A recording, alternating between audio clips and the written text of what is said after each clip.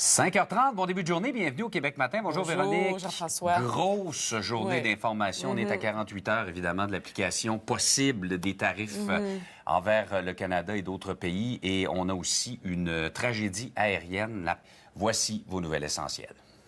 En deux vagues. La première est toujours prévue ce samedi et la suivante aurait lieu dès le mois d'avril. Le futur que le temps presse si le Canada veut éviter les tarifs.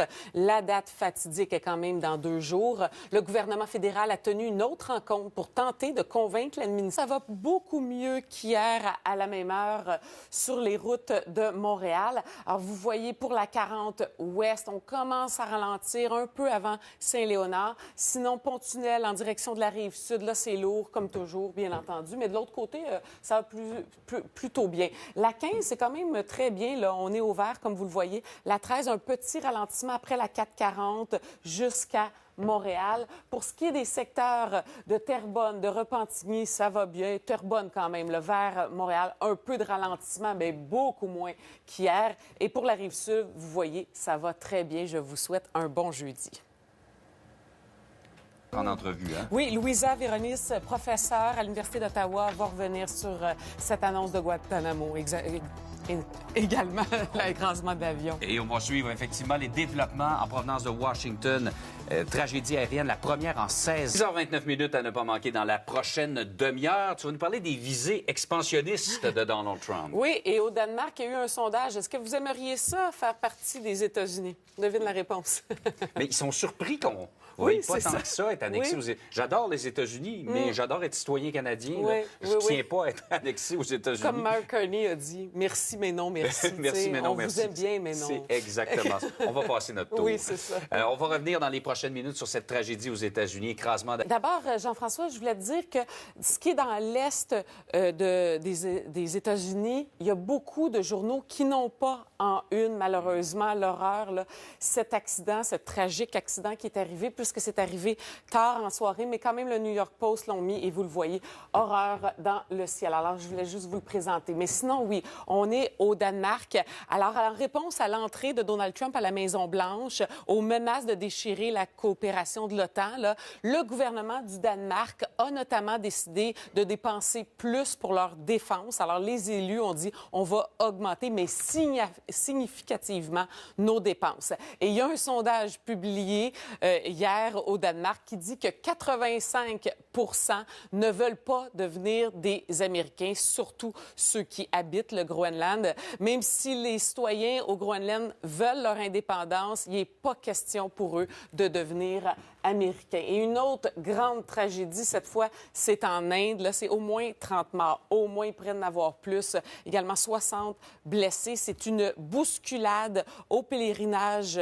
Des centaines de milliers de personnes qui sont toujours rassemblées pour se baigner dans les fleuves. Et ce qu'on explique, c'est qu'il y avait beaucoup trop de personnes. Alors, quand la foule a surgi, les personnes âgées, des enfants, des femmes ont été écrasées. Personne n'a pu les aider. C'était vers 1h30 du matin. C'est un festival quand même qui réunit pendant 6 semaines des dizaines de millions de fidèles de partout au pays, même plus. Alors, beaucoup de mauvaises nouvelles quand même dans les journaux. Alors, je voulais finir avec quelque chose de plus joli et doux. C'est le retour de Bridget Jones, le 4e volet. Alors, ils sont fous de Bridget Jones en Grande-Bretagne. Elle est en une partout pour nous dire que oui, Renée Zellweger est de retour.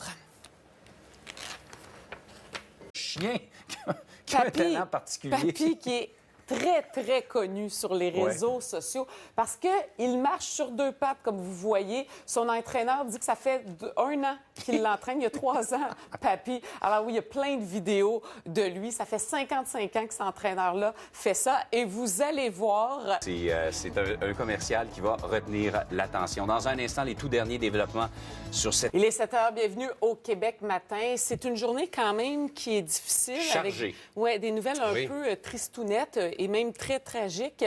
Dans Le Point, il y a un article assez intéressant, les solutions scientifiques pour sortir de la déprime. C'est un psychiatre qui dit notamment qu'en 6 semaines, si vous faites ça, vous allez déjà vous sentir mieux, bien dormir, avoir une routine et bien manger. Ah, c'est la base. C'est ça. Okay. Oui, effectivement. Avoir une bonne hygiène de vie, ça aide. Et et se concentrer sur les choses pour lesquelles on a une emprise. Oui, c'est ça. Et lâcher prise pour le reste. Et c'est tellement facile à dire. Oui, puis c'est vrai que ça vient miner notre morale Oui, un peu. oui, totalement. Et surtout avec ce qui se passe ce matin encore. On a besoin de bonnes nouvelles, on se le disait juste avant la pause.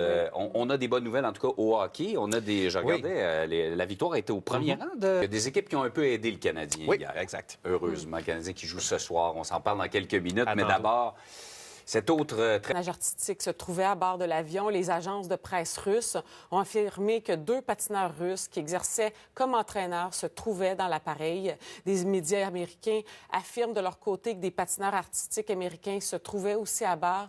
Dans un communiqué cité par envisage sérieusement d'envoyer jusqu'à 30 000 criminels qui sont des migrants sans papier à la base militaire américaine de Guantanamo à Cuba. Une annonce qui pourrait sans doute plaire à la base de Donald Trump, même si elle peut aussi amener son lot de contestations. On va en parler avec Louisa Véronique, professeure titulaire, qui était à Saint-Honoré, au Saguenay-Lac-Saint-Jean, hier, pour annoncer une entente majeure qui permettra de développer un grand projet éolien d'ici 10 ans. C'est quand même des investissements qui pourraient atteindre 3 milliards, création d'environ 500 emplois. Et au même moment, il y avait des organisations qui tenaient une conférence de presse pour réclamer un moratoire et la tenue d'un BAP sur le développement éolien.